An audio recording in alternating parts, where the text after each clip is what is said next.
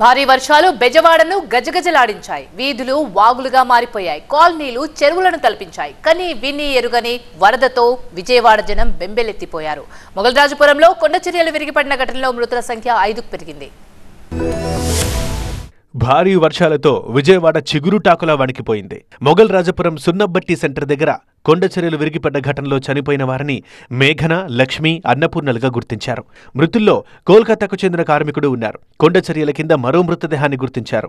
మృతుడు యశ్వంత్ స్నేహితుడు సంతోష్గా గుర్తించారు. శిథిలాల కింద యశ్వంత్ ఉన్నాడేమో అని గాలిస్తున్నారు. సహాయక చర్యలు ఇంకా కొనసాగుతున్నాయి. వన్ టౌన్తో పాటు కనకదుర్గమ్మ కొలువైన ఇంద్రకీలాద్రిపై ఉన్న డోనార్స్ లాంజ్, ప్రోటోకాల్ రూమ్ పైన కొండచర్యలు విరిగిపడ్డాయి. దీంతో ఘాట్ రోడ్ని మూసేశారు ఆలయ నిర్వాహకులు.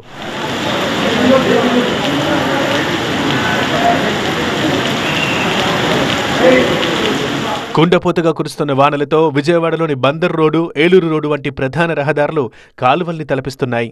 బెజవాడ బస్టాండ్ చెరువులా మారిపోయింది. బస్సులు సగభాగం నీటిలో మునిగిపోయాయి.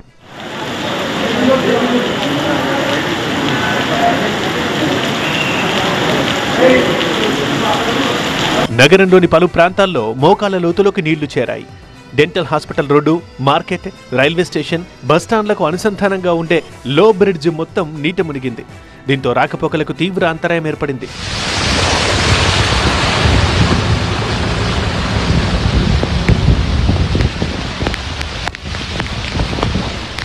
బెంజ్ సర్కిల్ని వరద నీరు ముంచెత్తడంతో దుకాణదారులు ఇబ్బందులు పడుతున్నారు. గన్నవరం ప్రాంతాన్ని వరద ముంచెత్తింది.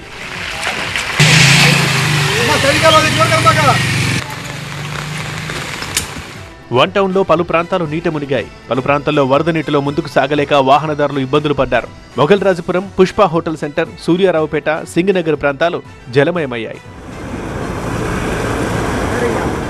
టూ టౌన్ పోలీస్ స్టేషన్లోకి వరద నీరు చేరింది. భారీ వర్షాలతో విజయవాడ డివిజన్లో 20 రైళ్లు రద్దయ్యాయి. వాయుగుండం ప్రభావంతో మరో 3 రోజుల పాటు భారీ వర్షాలు కురుస్తాయని వాతావరణ శాఖ హెచ్చరికలు జారీ చేసింది.